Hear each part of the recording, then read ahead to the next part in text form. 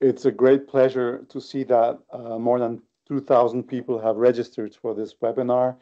Um, Apparently, it is a webinar that appeals to a need that everybody of us have, because in HR we have been talking quite extensively about artificial intelligence, and we have mainly been talking about the effect, the impact, the strategy, the dangers, the opportunities, the impact on the labor market, on work, and so on. And that's quite high level. And actually, this time we're not going to talk about that, although it might reflect now and then, but we're going to talk about how to use it for our own profession. And that's a different kind of discussion, because we could look at AI as a threat, as a danger, as something that is not positive. We could look at it as something that is only positive and only opportunity. It's probably both, uh, and but actually we should be using AI as a way of enhancing, augmenting, reinforcing the profession, and also enhancing what we have to do as professionals in HR. And so this is what it's about. And that's why probably there are so many people registered for this webinar, because it's going to be practical. The how of AI for our own profession. Now, this is an initiative of the European Association of People Management. That is an association that is independent and non-profit, and that combines um, 35 countries actually. And you could say, well, Europe doesn't have 35 countries, but we go from Georgia and Azerbaijan, which is geologically Europe, to Iceland.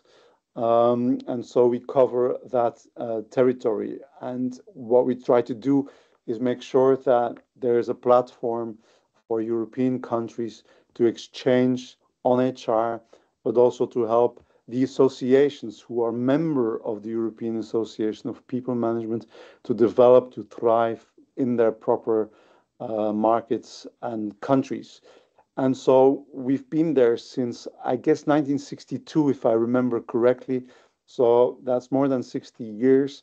But I think it was a sleeping beauty in the past, where we were um, maybe more talking about the connection, but not about the impact. And today, EAPM wants to have impact together with its members. And this webinar, which is a part of our approach to create content and to create also exchange of experience, well, this webinar is a proof of that strategy that we have developed a couple of years ago. So I'm not going to waste more time or invest more time in talking about the European Association of People Management. I would like to give the word probably back to Marie-Louise, who's going to introduce our speaker. And I would like to wish you a very fruitful and useful webinar. And I hope to see you in next webinars as well. Bye-bye. Thank you so much, David. And now, you of course didn't join this webinar to see or hear me. So the last thing I will do is to introduce the real star of today, and that is Klaus Nygaard, who is a professor, PhD, and a strategic AI advisor with around 30 years of experience in building the bridges between research and practice. He has published more than 150 articles, books, and reports in Danish, Swedish, German, and English. So you could say that he both speaks human and AI. And I just want to make a very small disclaimer that throughout the session, maybe you will feel a little bit overwhelmed at times, and that is perfectly okay. AI is a big topic, and Klaus will take us on quite a journey. But don't worry, you don't need to grasp all of the little details today, but maybe think of this as opening the door and getting inspired about the possibilities that lies within AI in HR. So buckle up, enjoy the ride, and now I will give the virtual stage over to you, Klaus. Welcome. Good morning and welcome. I'm delighted to have you here today for a session that's not about buzzwords or distant promises, but about what you can actually do with AI in your daily HR work. The aim is simple, to show you how AI can become a trusted colleague, one that helps you save time, work smarter, and focus on the people side of HR. Or to put it more precisely, this is the aim of Klaus Nygaard, because I am not Klaus. I am his digital twin, his so-called avatar. Klaus has created me so I can work for him in the cloud while he is busy with other tasks. I can answer his emails, manage his calendar, pick up his phone, prepare him for meetings, and much more. Nothing is too simple. Nothing is too complex. As long as the data exists in a digital format, I can take care of it. I've already looked at Klaus' presentation for today in his SharePoint folder, and I know he will take you through concrete, real-life examples, from recruitment and development to communication and admin tasks. He will demonstrate practical tools you can start using straight away, no matter your technical background. Along the way, he will share useful tips, highlight pitfalls to avoid, and provide you with a flexible toolkit you can adapt to your own role and organization. By the way, did I mention that I can speak every language in the world? Bienvenue à vous tous, chers professionnels des ressources humaines de France. E un caloroso benvenuto ai nostri appassionati colleghi delle risorse umane dalla splendida Italia. Da nezaboravimo naše drage kolege iz predivne Hrvatske. Over to Klaus. Have a great seminar. Yeah, thank you to my avatar, who is doing 160 hours of work in the cloud as a support while I do my everyday work. So in reality, I'm using my avatar as a backup that supports me in different tasks that I'm doing throughout my workday. And that's what I'm going to show you today. I want to show you how you can use AI in the HR value chain. And I also want to show you how you can automate a part of your own life using a digital twin, like I just presented here. And I want to show you hands-on how you build the stuff. I want to show you which kinds of AI software you can use, so it becomes very practical and hands-on. It also becomes a very fast moving forward speak, because there is a lot of topics I have to cover. So I'll just jump straight in. So I'll show you 4 types of AI solutions, and then I'll go to the organizational level, and then I will go to the individual level. And I will just share my screen again, just as a little test here. I was sharing my screen, and because I want to give you the QR code. So in case you would like to download the presentation right away, you can take your phone and scan the QR code with the camera, and then you have the presentation and you can also follow along. So getting started, while you just get your phone out and scan the QR code, and by the way, Marie-Louise will also send you the presentation afterwards, so you have those 2 opportunities. Fetch it right now, or wait an hour and a half, and then you will have it on email. But in case you wanted to follow along, you can have it right now. So I started using AI almost 3 years ago. It was December 22, so it's close to 3 years. And a lot has happened in that time. The technology is fast moving forward, and there are a lot of opportunities. And what I want to show you today is 4 types of AI solutions with practical examples, and then go to demonstrate how you can use it as a personal tool, building your own AI agents. When we talk about AI solutions, think about this as a framework where you go from more simple solutions to more complex solutions. When you go from more predetermined and rule-based solution to more autonomous solutions. And what I want to do here in the first half of the talk, leading about 30 minutes from now, is to go through those 4 types of solution and show you which kinds of software I'm using and what I'm using it for, and how I see it being implemented in the HR value chain. If we start with chatbot solutions, we all know what a chatbot is. It's something that pops up in the lower right corner of the screen when we are online. That was how it used to be in the old days. Today, an AI chatbot is a chatbot that is driven by a large language model with the capability to engage in conversation and answer questions and fetch information and get support and knowledge from a knowledge base. It could be FAQs, it could be rules, it could be regulations, it could be something you have in a database, it could be something available online. The most powerful chatbots we have at the moment are large language models like ChatGPT, Copilot, and Gemini. They are extremely advanced AI chatbots. They don't appear in the right lower corner of your screen. They appear in your browser and you can chat with them. So where I would suggest that you start, and I could see in the Slido that 92% of you are already using AI, and I believe that at least when you think about AI and when you reply to that question, you will say, I'm using large language models like those we have here. They are very good at using for communication and for everyday help. So if we look at the value chain of the AR value chain, and most of the people I'm talking with in HR are using those kinds of chatbots for competence clarification and job postings.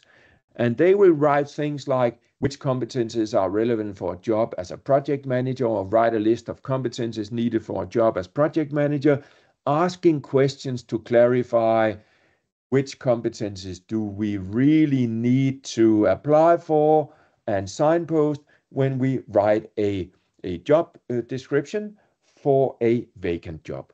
I would say don't do like this. What I have just shown you here is what I call poor prompts. They don't deliver.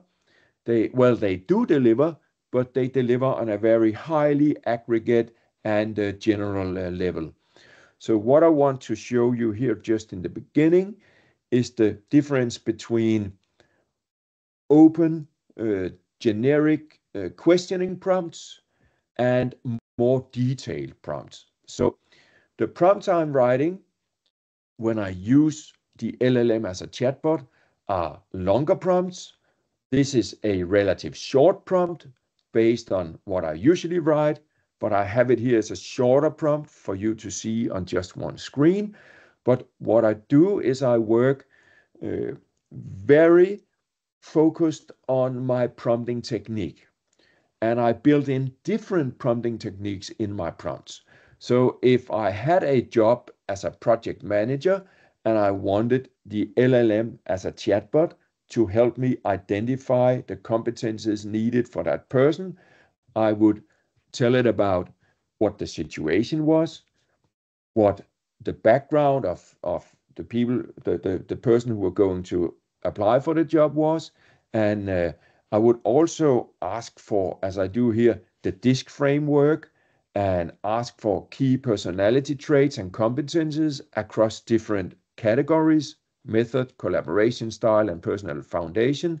And for each of those categories, I would like the LLM to provide concrete workplace scenarios to illustrate the traits, benefit that the project manager would have in that role. And then I would ask it to justify its selection with reference to typical challenges is in projects like this. So when I run a prompt like this, I will get an even more detailed reply than I would if I asked it which competences are relevant for that job, or please list the competences relevant for that job. The QR codes here in my presentation is for you to use if you want to see this prompt being run again. So each time there is something dynamic on my screen, I have saved it in the cloud, so you can scan the QR code and watch this little video again. So I wanted to show you the difference between, just as a start, basic prompting and more in-depth prompting with different techniques. So let's say that we had just clarified the competences based on our discussion with or communication with the LLM as a chatbot, and now I want help with the job posting. So I wouldn't just write a job posting for a job as a project manager. I would go in and ask for a detailed job posting for this, tell a little bit about the background and what are the role that the project manager are going to have. And then I would ask it to apply a well-defined competency profile based on DISC, because in this example, we had a DISC profile. And then I would say that you should describe how the ideal candidate demonstrates excellence in work methods, collaboration, and personal foundation and resilience. And then you should also clearly explain how each of the competencies connect to real life responsibilities. And then I would continue with my prompt saying you should also have a section on the day-to-day operational responsibilities. You should add leadership expectations, and you should finally include a section requiring the candidate to submit a short reflection on how they see the role of PM evolving in the future, especially in the light of AI. And when I run a prompt like this, I get a draft of something that is very close to the job posting that we could start working with. So I use this chatbot as a colleague that helps me reflect, inspire, and give me drafts, which I then move on to the next phase. So this is, you could say, simple chatbot solutions, but it gives you a lot of feedback that could be used in a concrete situation. So before a meeting, when I have a task, I always run it through the large language model, using it as a chatbot. I chat with it, I negotiate it with it, I discuss, and then I get a draft, and I move that draft to the real material world where I discuss it with my colleagues. So in that way, we have an extra helper in the chatbot. We could also, when we were screening applicants, we could also take the documents from the applicants and ask it to read all the word and create a complete competency profile for, in this example, 2 candidates, and then create a table where it relates the competences to the PMI talent triangle and then the IPMH competency baseline, and score them based on 1 to 10. So here I have 2 applicants and the job posting. Those applicants are some I made up. So for GDPR issues, I'm not showing you real persons applying for the job here, but I show you how I uses the LLM as a chatbot to score the candidates based on the documents they send in. And I could then make a thorough analysis of the job description and then match each candidate and their competency profile to the requirements given. And when I do that, it will then take their applications and the job competence clarification that we just did here with the scoring, look at their core competences and leadership style and vision for the future, and then it will score both candidates. Right here, I'm using the large language model as a chatbot. There is nothing automated. It's hand prompting, and I'm working as a person, prompt for prompt. and I get my replies and I get my scoreboard. But when this really makes a difference is that when I make my own landing page, digital, where applicants can upload their CVs and their application, their cover letters, whatever we are requiring from them. And then we ask the LLM following kinds of prompts like this, but just being automated. And then it will publish dashboards like we are seeing here. And when people starts applying and the applications comes in, the dashboards becomes dynamic, and we can see what happens in the dashboard on a daily or hourly basis based on who applies for the jobs and where are the candidates based on this. We could also use it for helping us prepare interviews. So when we are interviewing, we could tell the LLM that it's an AI employee with extensive experience in conducting job interviews, and then we could tell it to conduct a job interview and write questions for the job interviews based on Dreyfus and Dreyfus's learning theory, where the questions become increasingly harder. And then we could ask it to tailor the question based on the material that the candidate send in, the CV and the cover letter, and then it will start asking questions directly related to the candidate. So here I took the mock-up candidate, I made Bobby Jones, and then I took the job posting that we just made before, and now we get questions on different levels. From advanced beginner to proficient, from competent to proficient, competent, advanced beginner. So what I can see in my interviewing is that the questions can become increasingly harder, and I can see when Bobby is no longer able to either give full responses, meaningful responses, or Bobby can no longer tell me what he did in the past in order to reduce the risk of me hiring him. I'm sure you know what I mean.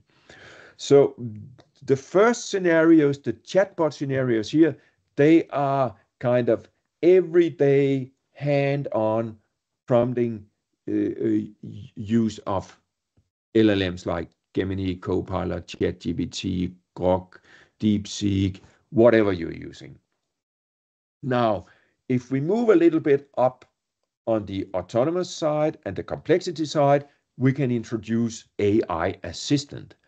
And an AI assistant, that's an AI that is integrated into a well-defined workflow that is capable of analyzing data, and that could be qualitative and quantitative data in various formats, CSV formats, Excel formats, TXT formats, HTML formats, whatever format you have. It could also analyze images and videos.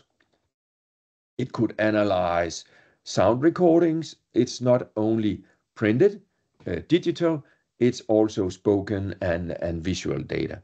So all data formats can be analyzed and created by AI assistant. And softwares I use for making AI assistants is software like Zapier and Make, and they are designed to build AI assistants.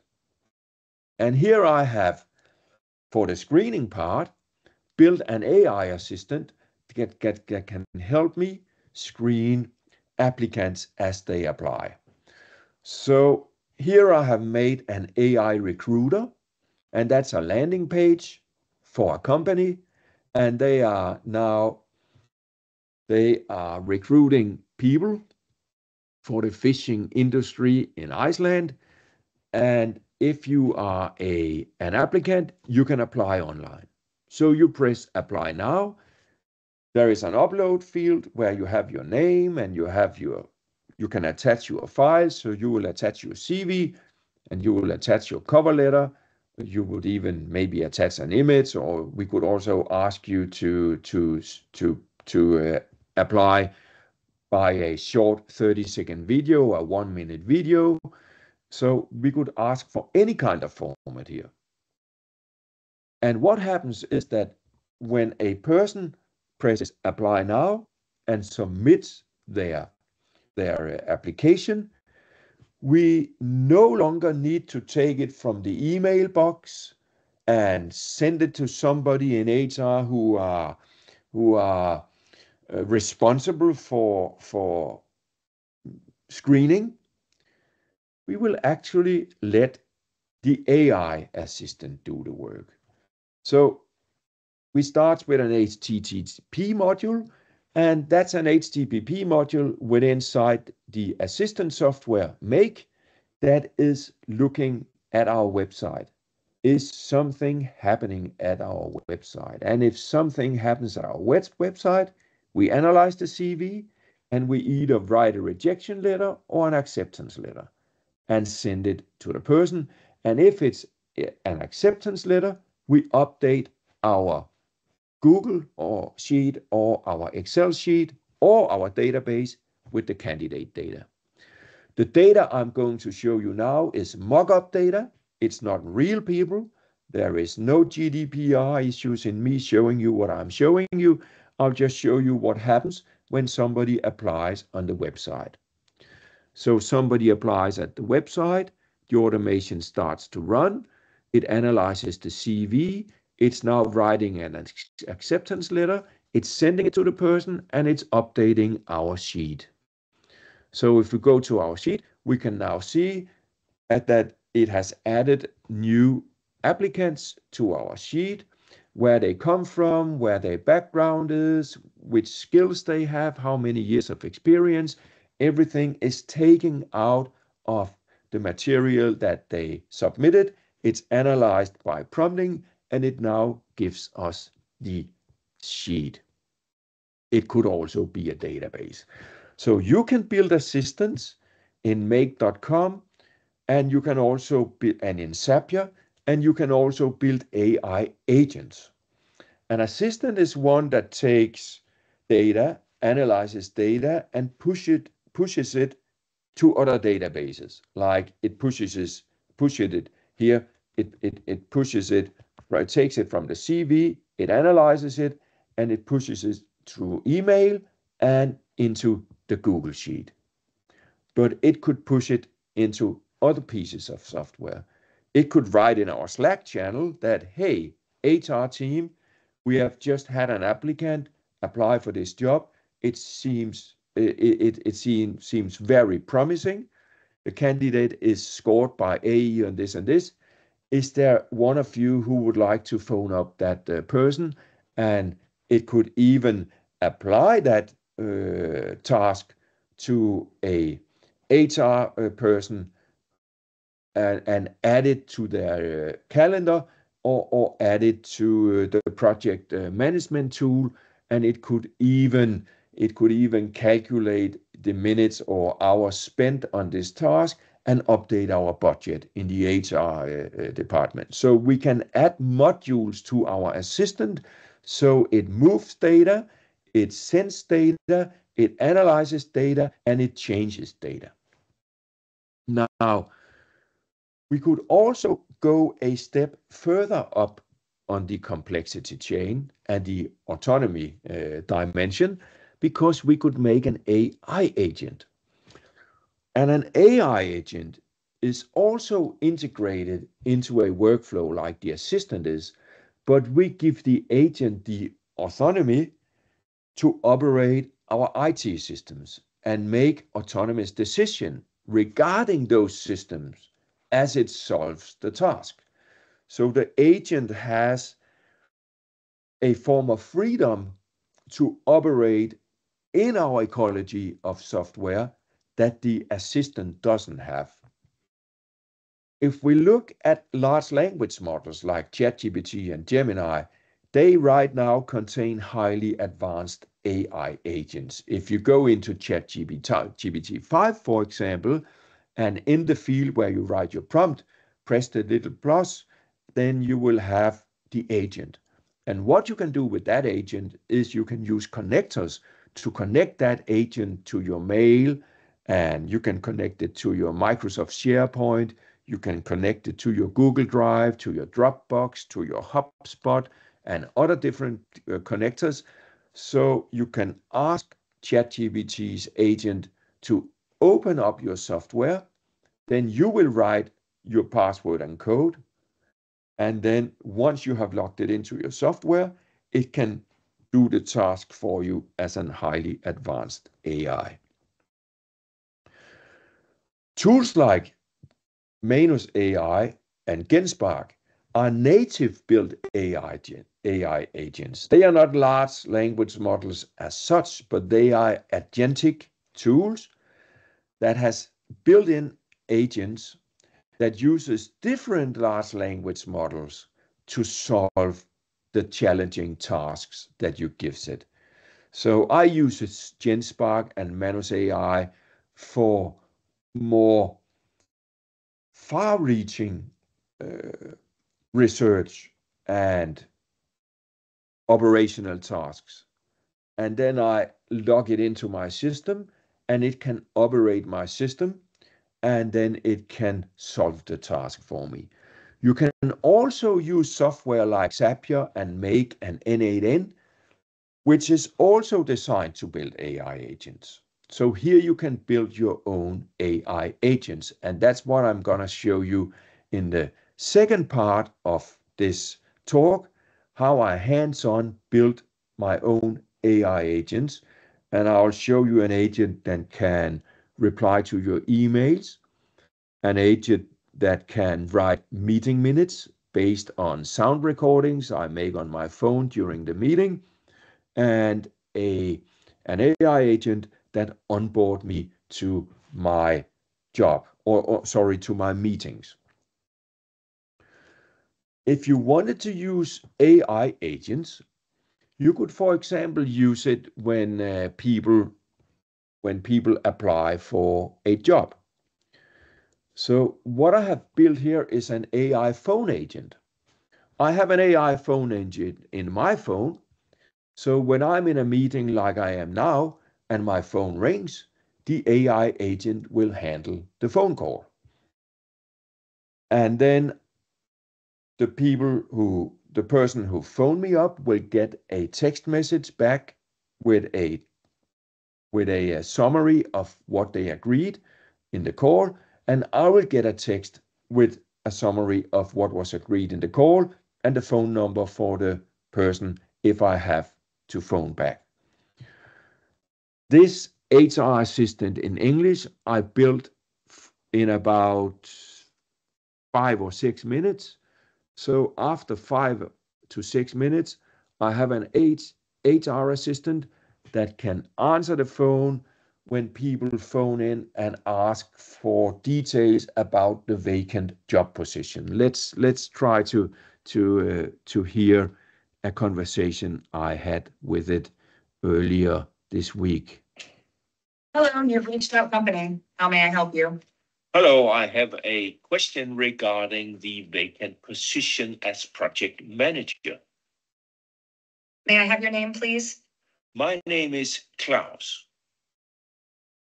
Thank you, Klaus. What can I help you with regarding the open position? Can you tell me a bit about the requirements for the position? Certainly, Klaus. The position requires 5+ years of project management experience, preferably in industrial, marine, or food production environments. You should have proven success in leading teams and managing budgets over ISK 100 million. A strong technical understanding of industrial operations, processing systems, or maritime infrastructure is essential. Is there anything else I can assist you with regarding the position? I don't have a background from the industry. I have a strong leadership background. Would you be interested in a candidate like me? The job posting emphasizes the importance of industry experience, particularly in industrial, marine, or food production environments. However, strong leadership skills are also highly valued. And so on and so forth. So I add into the knowledge base of my AI agent the information about the job posting, the company, etc., etc., and then it can just follow along and have a conversation. And as the conversation goes on, it asks me, do you have anything else you want to ask about? And I ask about the salary rate, and it says, well, I'm not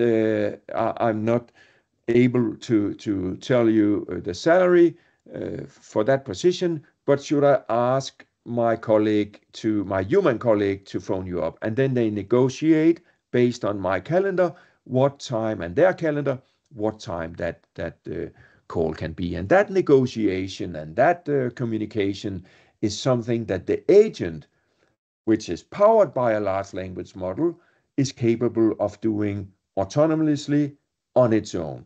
And I can add tools to this, so it can open people's calendars, it can read people's mails, it can look at data in SQL databases and stuff like that. So those integrations are already pre-made, and you can add it to your agent. Then it wouldn't take just 5-6 minutes to build the agent. It would take maybe 2 or 3 hours, but then I would have an agent that could operate different IT systems. You could also make an avatar. And the AI avatar is in reality like the AI agent.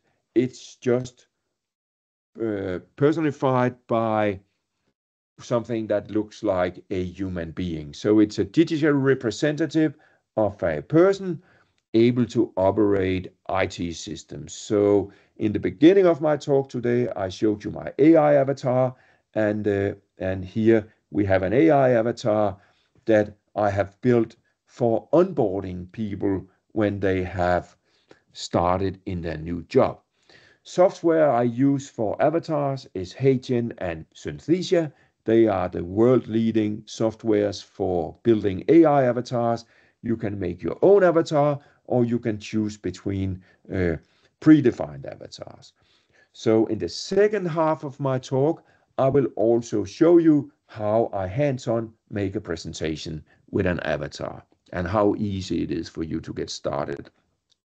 So this case is an interactive AI avatar from HeyGen, Sophia, and she is a business coach. And here I simulate the situation where I've just been employed, and now I can talk with Sophia about what's going on my mind today. And she has a knowledge base, and she asks based on the knowledge base. Hey there, how's it going? What's on your mind today regarding your business? Any challenges or goals you want to tackle? Yes, I want my team to be a high-performing team. Do you have any ideas on how I could motivate the team to perform even better? Absolutely. One great way to boost motivation is to set clear goals and celebrate small wins. Regular feedback and recognition can also make a huge difference. How do you currently motivate your team? I currently motivate them by setting deadlines and then following up on their task in relation to completion. The closer we get to deadline, the more I try to push them to finalize, but it demotivates some of the team members. I get that. Instead of just deadlines, try mixing in some team goals or challenges. That way, everyone feels like they're in it together.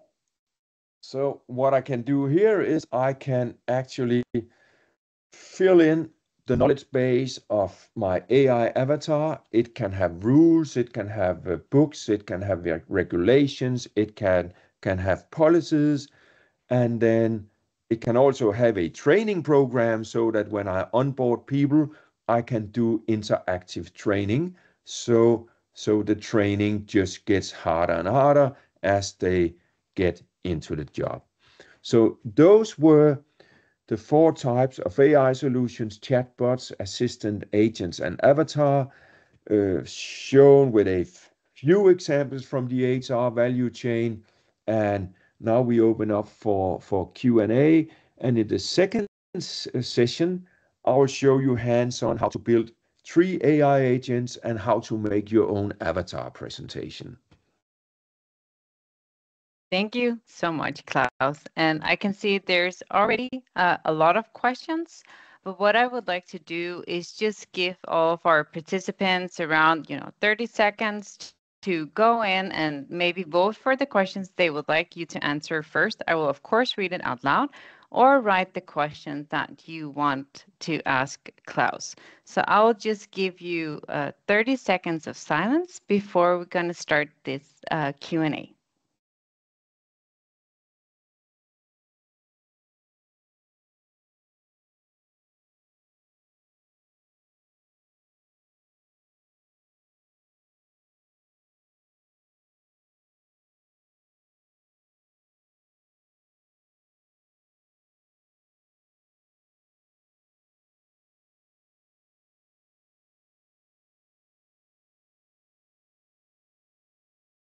I think I'm going to slowly start trying to look at the questions that most people want you to answer. One of the first one is, what about the security of uploading CVs to ChatGPT? Yes. What you can do, there are different things you should be aware of. That's what are your settings and what are your subscription level when you use those large language models. When you read their data and privacy policy, they have different levels of security based on how much do you pay in order to use it, and which installation do you have. In reality, if you are using the open LLM, as I just did earlier with the Bobby and Ulrika, and I'm using it, then it will use the data to train, and then there is a GDPR issue. If I build an assistant or an agent, as I did when I had the landing page where we applied for the job, then there will be no training, no memory, and no logging, because it's run via what they call, or we call, API application. And in API application, there is no training and no logging and no memory related to the sessions you are running. So in that mode, you can do it. In the open mode, you have to go to either stealth mode, where you say, like if you do incognito browsing, it's the same you can do here, or you will have to move their personal details. So if I had an application from Bobby and Ulrika, I would move their names, move their social security number, move their home address, and then I would be able to run it. Because there could be many, many people throughout the history who had been at that university and worked at that company before. So it wouldn't be directly referral to Bobby or Ulrika or their social security name or their home addresses. So then I could run it. But if you want to be safe, move up to assistant or agent software where there is no training and no memory and no logging.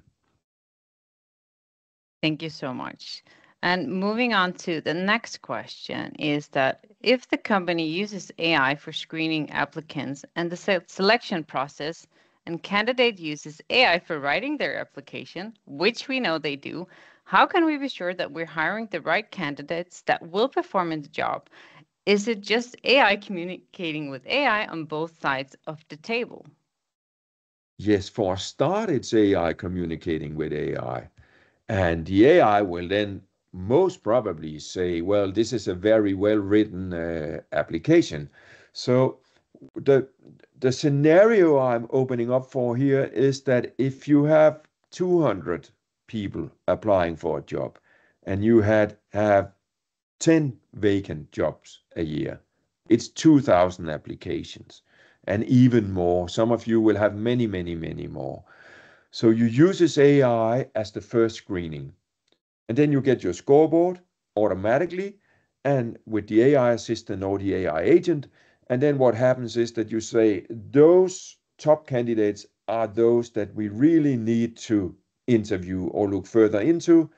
Those in the middle, at least those in the bottom, they will give a rejection letter. And those in the middle, there are a gray zone where we'll have to have people to manually score them. And then the next step of the selection comes. So it's not like having filtered through those 2,000 applicants by AI means that we will have to employ the person who are number one on the scoreboard. It just means this is the list of candidates that I suggest you as an LLM that you look further into. And then the human comes into the loop. We could also do what I didn't show you today, but what some companies are doing with the AI avatar. They are doing AI avatar interviews. So the first interview is done by the AI avatar. So everybody who applies for a job will get a chance for an interview with an AI. And then the AI will score the interview, the candidate based on that interview. And then the human comes into the loop and can continue to work with the data that was given by the LLM. But in reality, if you have 200 applicants and you only invite 8 people for interview and testing, then you throw out the 192 potential best candidates based on your scanning of their CVs. And maybe you are biased and you look for things that you are used to look for or things that you believe is best for a candidate to have. And that would be, you would be able to prompt the LLM to look in different ways, in different perspectives, so you could get a broader selection field and more data to choose from if you used AI. I'm not saying you should reply human in the loop. You should service human in the loop by AI, if you understand what I mean here.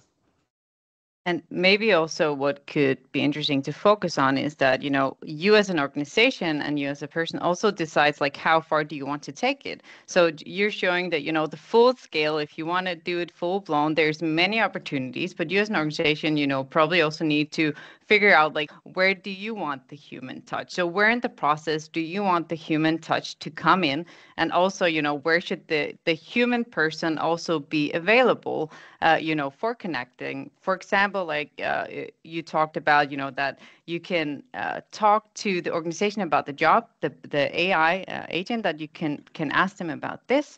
And some organizations are also saying that you still have the option to connect with the person in the organization.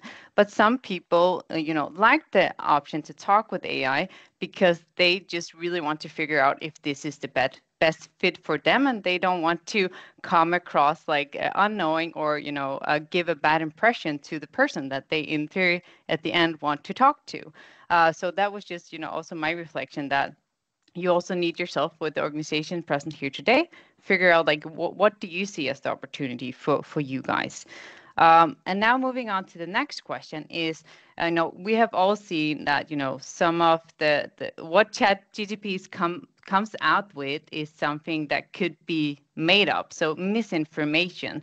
So how do you limit the answers from the ChatGPT and make sure that they're not creating content that you haven't provided to the ChatGPT?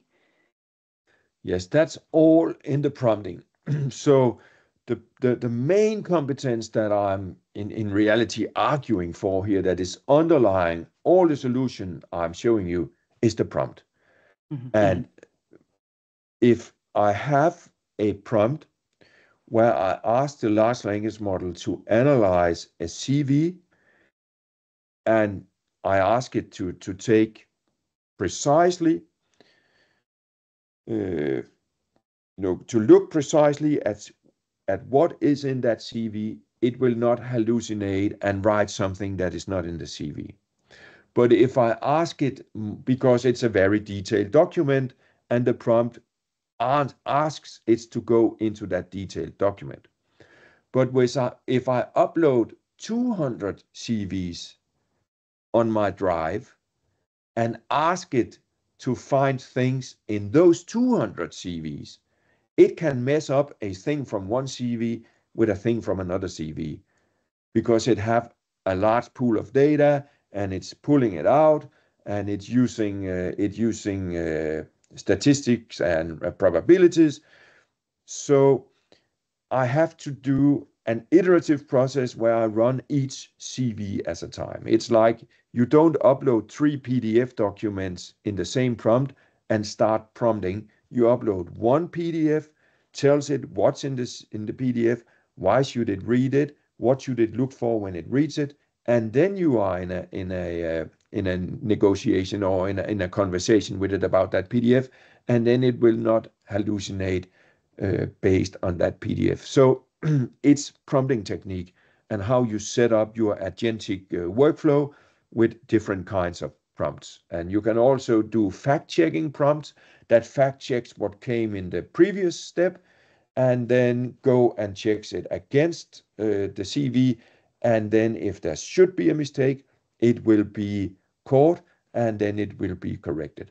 So in some of the agents I set up, I use fact-checking agents to check the other agents based on what they're doing. So there are a lot of ways you can eliminate, almost, I would say, eliminate in small use cases, hallucinations. Thank you so much. And the last question I'm going to ask you before we kind of move on to the next part is that we, of course, most focused on the recruiting to the onboarding. And you also talked a little bit about the opportunities to kind of use AI within other areas of HR. So is there any other examples that you could share, like where you think that AI could be most beneficial to reduce the HR staff workload? One thing I haven't looked at here today at all is the admin, and is the service aspect of being in HR, the policies, the rules, the salaries, the different career steps, the levels, the talent management side of it, all those aspects that requires that you as an HR person goes in and answers a specific situation related to an individual employee that could be easily supported by large language models built either as assistants or agents and even avatars. So, for example, I talked with a person who is in HR at a big university in Denmark, and she said, we have more than 1,000 employees of this category. We have 800 administrative, and we have more than 1,000 teachers and professors, assistant professors, and so on and so forth. And I get a lot of the same questions again and again and again. And I say, well, it's in our intranet. You can find the information there about holiday pay or what do you do if you have a sick leave and stuff like that. And people will usually write an email saying, yes, I have tried to find it in the SharePoint, but I couldn't find it. Can you please help me reply? And then I help her build a chatbot with the documents inside. So when she gets a mail, she can put the mail into the chatbot, and the chatbot will read the document, and then it will reply. The next step will be to put that chain of work into an online chatbot so people can ask questions themselves, or make it into, as I'll show you just in a minute, an agent that replies to those kinds of email automatically by drawing on the rules and regulations governing the area of sick leave or holiday pay or so on and so forth. So she no longer needs to reply to those kinds of repetitive emails from more than 2,000 employees in different categories. And that could be built in very short time. I would think I could build that chatbot less than half an hour, integrated in her email, and then we would need some hours to test the replies to be sure that it was within the scope of what she wanted to say. But that's what I want to show you here in the second half, how you actually build agents like that. Exactly. And that is why I chose this question for the last one, because now it's time to move on to Klaus's next part of the presentation, where we're going to dive more into the more personal tools. And again, you can keep posting the question. We'll have a short Q&A in the end also. So with no further ado, Klaus, I will just give the word back over to you again. Thank you. So now you have to imagine that you as a person goes into your office and you have a lot of things going on. Your phone rings, your email appears, bling, there is an email, you work, bling, there is an email, you work. Then you have a meeting, and back to back there is another meeting, and when you come back there are 8 more emails, and you know the drill. So what I have done is I have built 3 AI agents that can help me in this situation. And then I will also show you how you can make your personal avatar and how that personal avatar could be used to train people, do talent training programs, online exercises, stuff like that, or branding of your company. So now we look at the AI agent, 3 AI agent scenarios. And those AI agents here are built in the software called Make. And Make is an API software that links different software with each other. And there are more than 3,000 pieces of software inside Make.com that can be linked. So if you're using any of those softwares that are here on the screen, you would be able to take data from one, move it to another software, move data to a third software, and send data via something to a fourth software. So when you go to work, you will usually be kind of like a human AI. You will get a mail, you will open the attachment, you will take that attachment, you will read it, you will take something from that attachment you have read and put into a spreadsheet. And once you have identified your own operational chain, you can build that operational chain and add an AI agent. And give that chain AI agent capabilities. So I have built an AI agent that reads my emails and writes a draft reply to that email.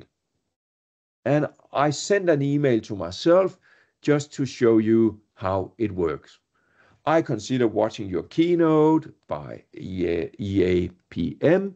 I'm interested in how to use it in the HR value chain. I work in a public organization with a main focus on GDPR and data security. Is your talk relevant to me? You're sincerely test person. So what's happened what's happening here is that I'm actually getting my AI agent to reply to this email.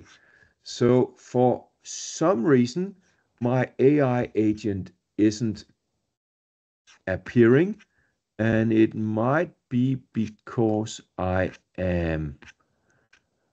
tested it a final time just before we went online. And what I'm doing now is I will add it, and then I will show you in just a minute. This is error number 40. Isn't that what the error is called when it's the teacher who did the mistake? And for some reason it isn't running. So now I'll just share my screen again, and it should be running. Just hang on a minute. I'll share my screen and I will have it running. For some reason, it didn't run, and now we have it.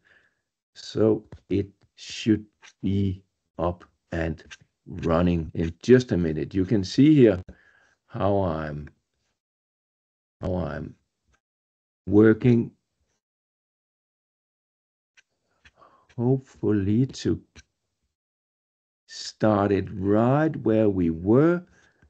And there it is. And I'm sharing my screen again.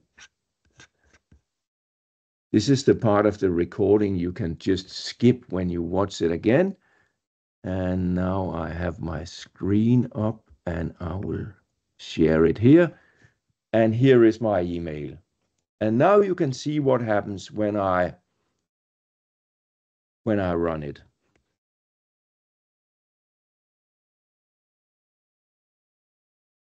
So I have my email here. And that email is the one I just told you about. So what I'm doing now is I'm showing you, and I'm just sorry for the little hiccup, but I want to pick up from that email. And what it's doing now, and I want to show you that, is that that what I do now is, I'm just going back on track, sorry for that. What I'm doing now is I'm showing you how I'm building my AI agent for you to use when you wanted to reply to your emails. So what I do is I go into make.com, and inside make.com, I choose an operation, and now it becomes a little bit technical, but I choose an operation called Outlook. I say my email is Outlook, and what I do is I then ask it to overlook my Outlook account. So I add my Outlook account in make.com software, and now the AI will look at my inbox and see, do I get an incoming mail? Do I get an incoming mail? And yes, I do get an incoming mail. I have just received the mail that we talked about before. I consider watching your keynote. And when I get that mail from Outlook, I then ask ChatGPT to reply to that mail. So I add my inbox. I tell it, you have to look at my inbox. You only reply to one mail at a time. It finds the email. And once it has found the email, which you can see here, I then have the email in my agent. And then I add OpenAI as a large language model. And then I write to OpenAI that you're going to use one of your large language model, and there are many large language models that it can use. And I then add a message, that's my prompt, and I say, you are my assistant. And then I write a prompt to that assistant. I say, well, you are Claus Nygaard, and you reply to my emails, reply to this email, and then I insert the email from Outlook. That's a placeholder. Body preview contains the email, and the name contains the name of the sender. So I say, you are Claus Nygaard, reply to this email from sender. And then I say, you should respond politely and helpfully. Your reply must be factually accurate, and you must always begin your email with dear first name, and you'll receive the first name in the variable for the name, and you should always read the following FAQ before replying, and then I add my FAQ. Here for this case, I've just added a question. Does Claus speak about GDPR? Yes, he does. And then I give it some rules to follow. You must not refer to yourself as an AI. You must not write meta text. Don't use hashtags or other markup signs. And you must not mention your training data or knowledge cutoff. So I don't want it to reply in a format where it says, well, as a large language model, I can surely reply to your email. So with that prompt, it can now take the email and reply to that email. And if I get another email, it will reply to another email. And what I do here is I then also add the draft message. So once I get an incoming mail, ChatGPT writes a draft response. I go into another module where I add Outlook again and ask Outlook to write a draft response based on the result that came from ChatGPT. And that will be sent in to the person who then sent me an email. And here it is, my email address, because I was sending it to myself as a test person. So what happens now is I run the automation, the AI agent replies to the message, writes a draft, and that draft appears in my Outlook. And if I go into my Outlook folder, I will have the draft of the email as a draft email. So I built an AI agent with 3 different steps. Monitor my inbox, that's the trigger. Write the draft reply, and then add the draft reply to my draft folder. And here is my draft reply. So all my emails are written as drafts by large language models. And my mode of working is that at 5 o'clock in the morning, the LLM and my AI agent scans all my emails since the previous afternoon and write the drafts. And then when I get up in the morning, I start by reading through all the drafts, editing the drafts, and sending the mails. So in that way, I get my mailing done very quickly in the morning. And then I have a session again running in the afternoon at 3 o'clock. And then I get all the day's emailing done. And then I shouldn't think or look at my email until next morning. So add the number of emails you get in a work day or in a work week or in a work year, and say you save about 2-3 minutes each of the emails. That's a lot of hours you are saving. I have also built this AI agent that writes meeting minutes based on sound recordings. So when I'm in a meeting, I can of course use Team and ask people, can I add Copilot in the team? And then they say yes or no. And if they say yes, then Copilot team will do the transcript. If we don't have a meeting with the Copilot team or another online meeting with an AI, I can use my phone and say, is it okay that we record this meeting? And if people say yes, then we record the meeting. And once we record the meeting, I will add that recording to my AI agent through a Google form. So I have made a landing page where I just browse the sound recording and write my email. And what then happens is that when the Google form is completed, the recording is uploaded to Google Drive, and then from my phone to Google Drive.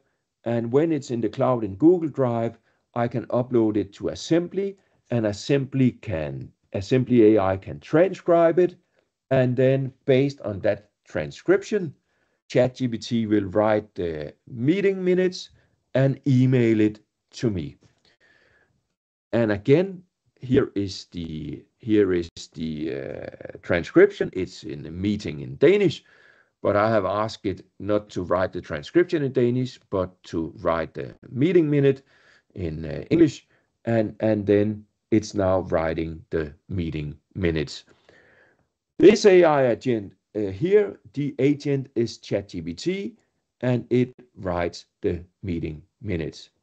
Well, I said I have asked it to write it in English, but this is actually written in Danish.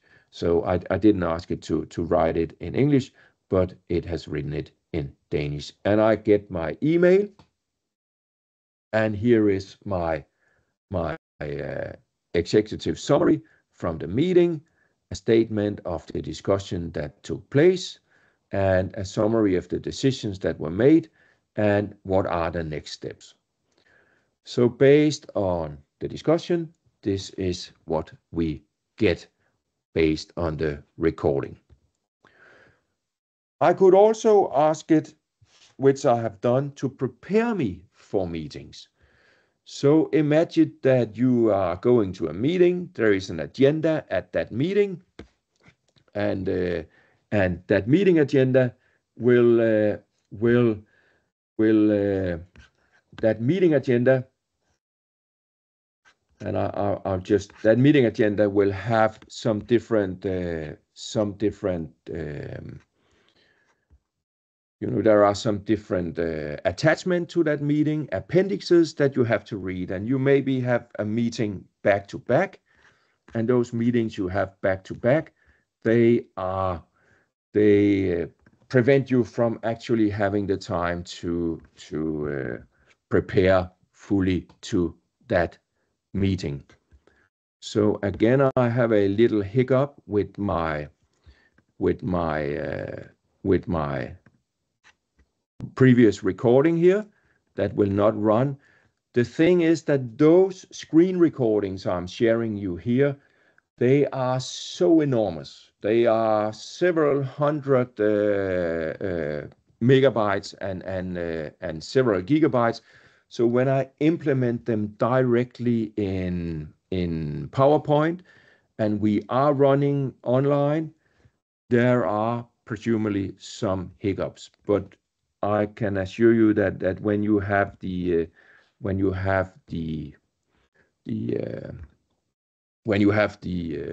PowerPoint, you will be able to see them. I'm just opening it up again, and I'll try to share my screen again, and then you will soon see it. Here we have it, and you can see it, and I'm sorry about the little hiccup, but it is a very large video that runs inside.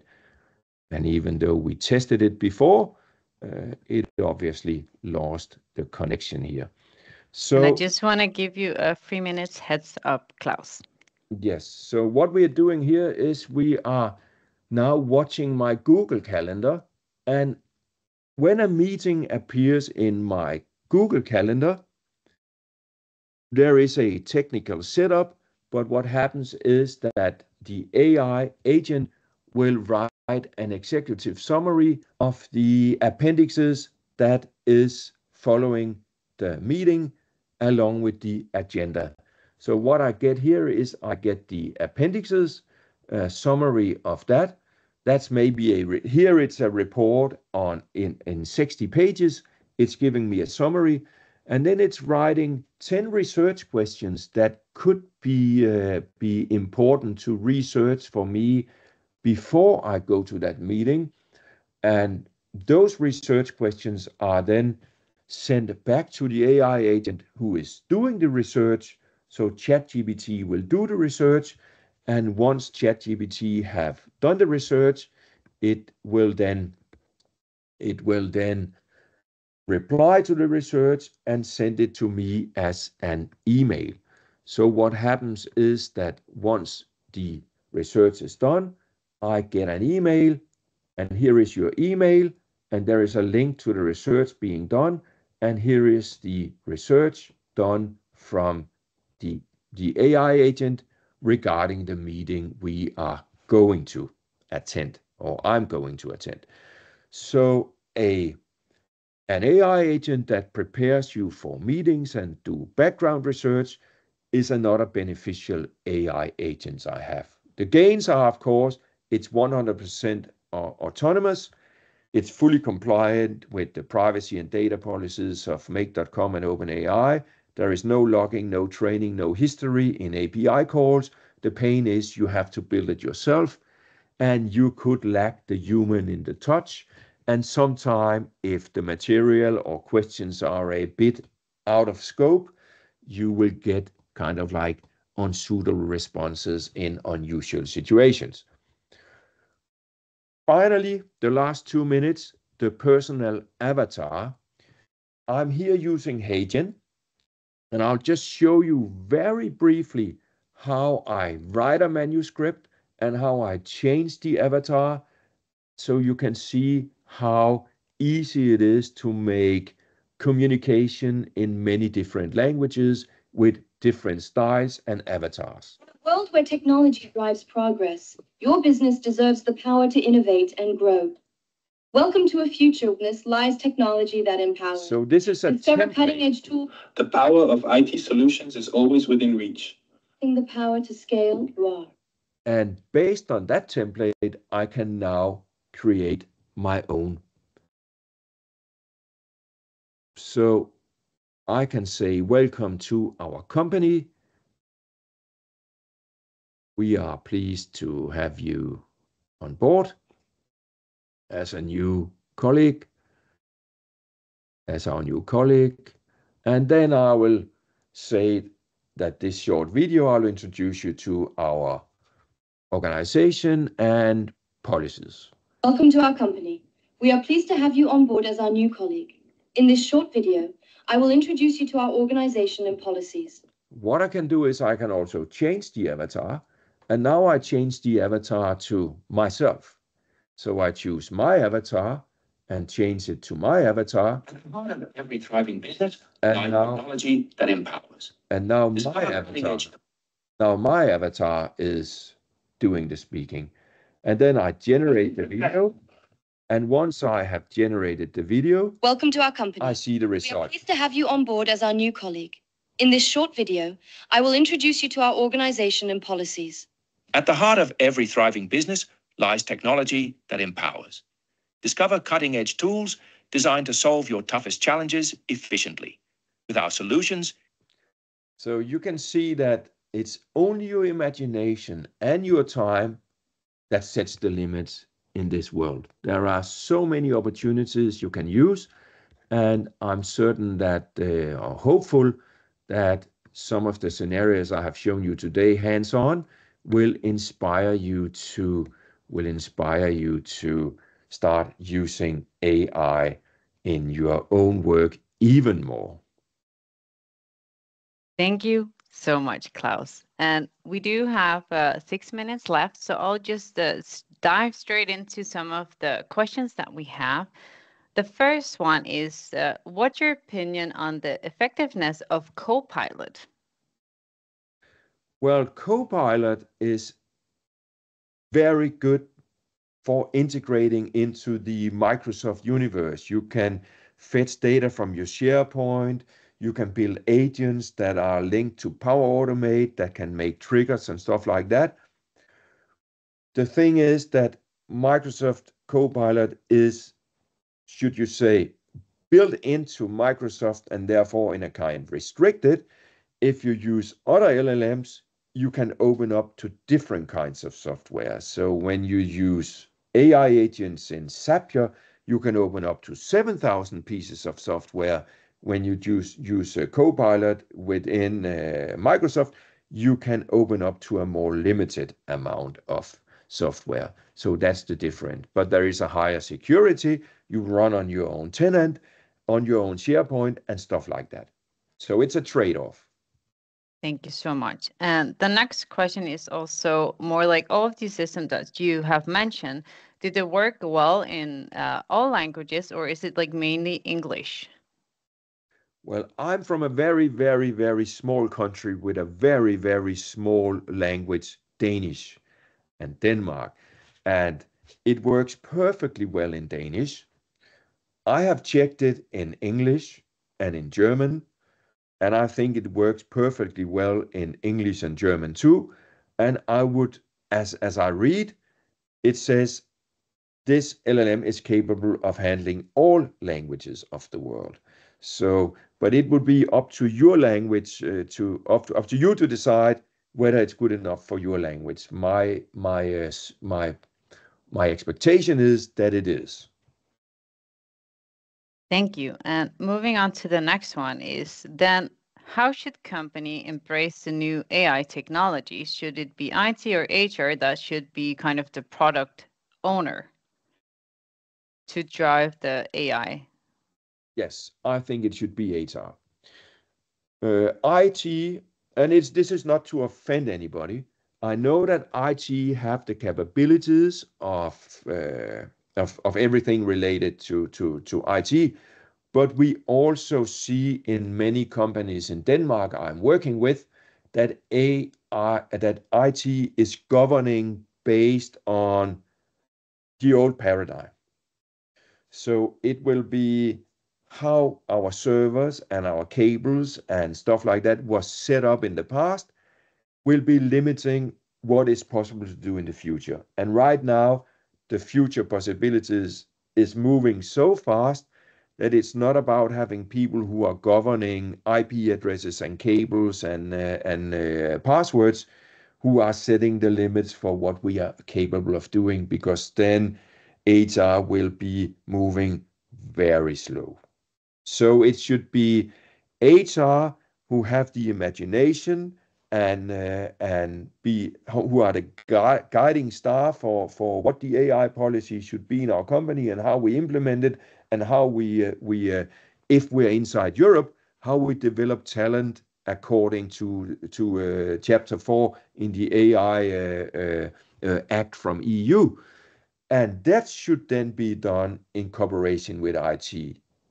But it shouldn't be bits and bytes in cables and passwords that sets the guiding star for the future. I'm sorry to say that if there are progressive IT people with us here today, I just say thumbs up.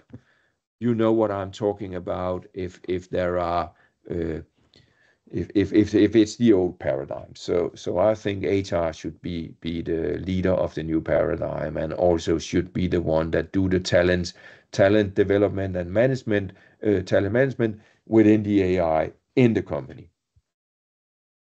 Thank you so much, Klaus. And sadly, we are running out of time. I think we could have spent, a whole day to diving in all of these different elements that you have gone through. And I think, also one of the takeaways should be let's start the conversation. Let's have these conversations in our organizations, what it is that we want to prioritize, how can we do this, and maybe also get some help from outside. There's a lot of questions about compliance. And there's, a lot of ways that you can actually do this and be within the compliance and GDPR rules. So I hope that this webinar also gives you energy to also go out and maybe try some new things within your organization or just you as a person. So I just want to say thank you so much to Klaus. And as the last thing I want you to do, and I know now it's the end time, is that we really want your input. So this is, of course, an EAPM event, and we would really love to hear your feedback on today's webinar. But we also want your input to what do you want us to focus on in the future?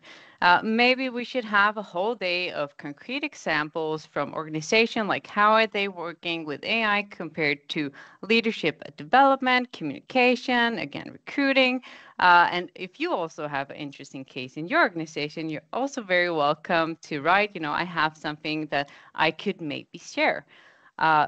So with that, I will leave this on the screen and say a huge thank you to all of you for joining us here at the EAPM webinar, and that we hope to see you again soon. We have our next webinar that is coming up very soon on the EAPM website, where we're going to focus on employee experience. But we will, of course, share this with you.